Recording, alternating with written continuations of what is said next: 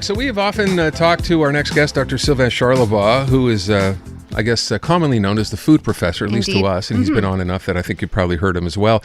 We talk about different sorts of things all the time with relation to food and supply and whatever else, and I thought this story, because one of the things that we focused on a lot lately, of course, is the rising price of food, and what do you do? Trying right? to save exactly. money, yeah. So I see this story, and we're thinking, oh, okay, this maybe would have seemed like a natural, but in case it wasn't, one way to save money on groceries that you might want to consider is by going meatless. And then I was going to say something like, plus, that wouldn't be such a bad thing to do anyway. Yeah, but people have a bad reaction when you say that, which is why I didn't say it.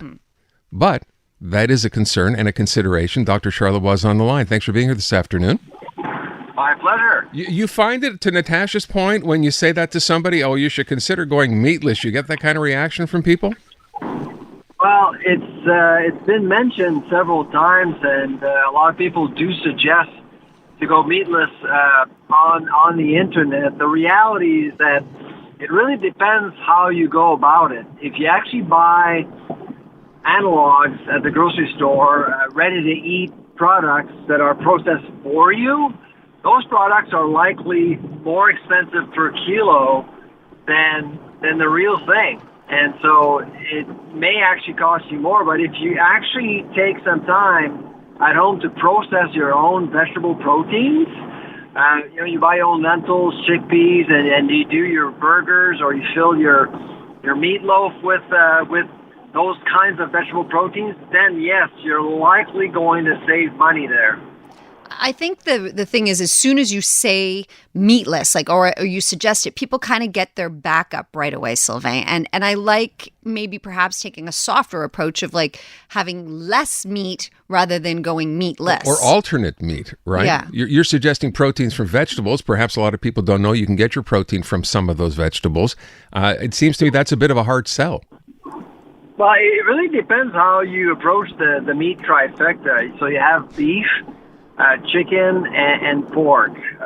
About 6 months ago, it was not a good idea to buy chicken. Chicken was actually overpriced because of what was going on with the avian flu. Now it's actually quite normal. Prices are actually decent now. With beef, it's a different story now because of low inventories. Prices are rising, and they're likely going to be rising for the next little while. But the big deal right now, and it's been like that for about 6 months, it's pork. If you're into pork, if you enjoy pork, you will likely find lots of bargains out there. Even bacon is actually cheaper than last year.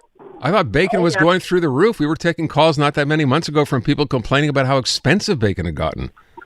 Yeah, so bacon is actually cheap. It's about 5% on average nationally cheaper than last year. So there's too much pork out there. So they're not dropping prices spectacularly, but prices are dropping. SYLVAIN, does this also have to do? We've spoken a while back about the Olymel processing plant. Is that part of what's driving the prices of pork down? Very much so. So the reason why Olymel has actually had to shut down a distribution center and a salty plant at Valley Jonction is simply because they're just losing market share in China. So as you may know, Quebec produces about 9 million hogs. That's almost more hogs than Quebecers. So It's a big deal in the province.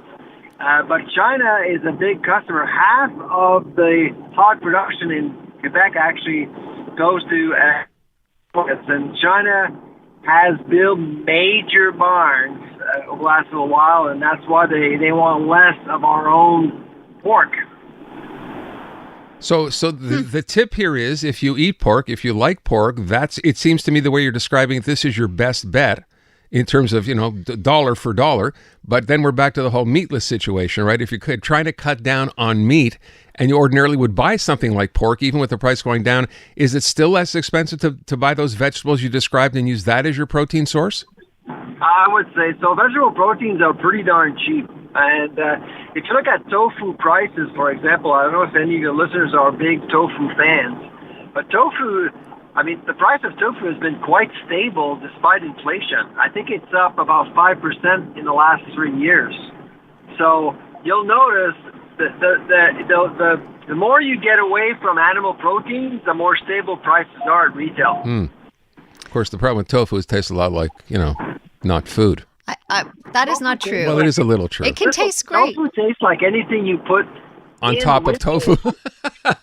That's the truth. That's right. You mask the flavor because there is none with whatever you put on it. You could say almost the same thing about chicken or pork, right? Like when you add the seasoning, that's what really adds the flavor. I guess. Sylvain, That's the spirit. what I'm wondering is if the pork thing, is it going to be fairly short-lived? Should we be stocking our freezers? And how long is good meat for frozen? You can freeze meat for a long time. I know beyond 6 months, I wouldn't recommend it. But I mean, pork has been cheap for a while now, since January, and we don't see that changing anytime soon. So I would actually stock up a little bit. If you have some money, if you have some space at home, I would do it. As for beef, that would have been a good idea about 3 months ago. That was too late. Okay. I love that we went from talking about going meatless to how now, to what stock kind of up on meat meat. you want? Yeah. You can tell where my commitment is. Yeah. and us too. But chicken the same way. So yes, the pork for sure, and the chicken. You're saying prices have come way down. Remember, we were taking calls not that long ago. People complaining 2 chicken breasts, $27. So that's maybe worth stocking up on now, or too soon. Did you say that? To really satisfy your budget while craving for meat, if you're cooking meatloaf, basically half your protein could be vegetable proteins. Mix it up a little bit. Sure. You'll save money. It's actually healthier. Okay. Sylvain, I want to circle back to this idea of like not trying to go meatless, but have less meat. And so, I mean, you can incorporate things like just have a pasta dish, right? Like once a week. And then maybe, like you said, have a lentil chili or a stew or something another night. It doesn't have to be an all or nothing approach.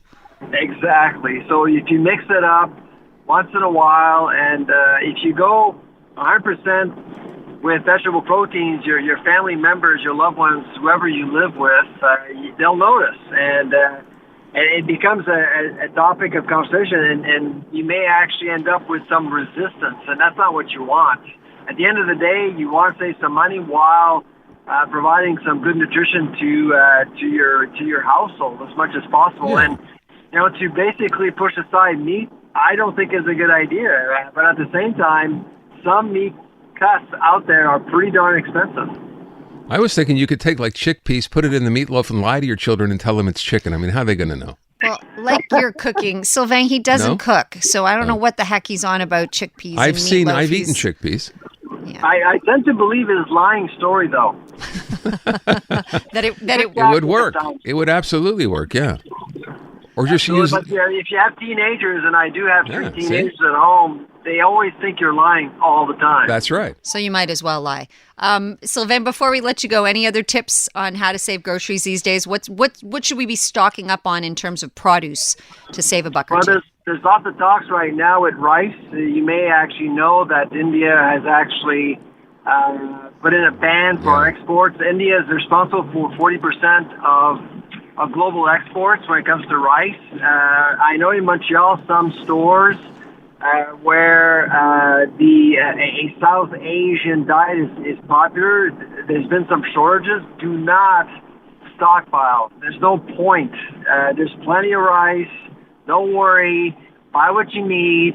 Leave some from others as much as possible. Okay, so I take back what I said. I thought the idea was to start stockpiling it because of the India ban, but you're saying, no, don't worry about it. There's plenty of rice to go around. Exactly. Okay, that's a good tip. Excellent. Great advice, as always, Sylvain. And 180 degrees from what I said. Dr. Sylvain Charlebois, the food professor, thanks so much. Appreciate it. Take good care. Take care. Bye. All right, there you go. So what we learned in that segment is to listen to Sylvain, who Yes. is a food expert, And and not to to not me listen to when it Aaron comes Rand. to food. Yes.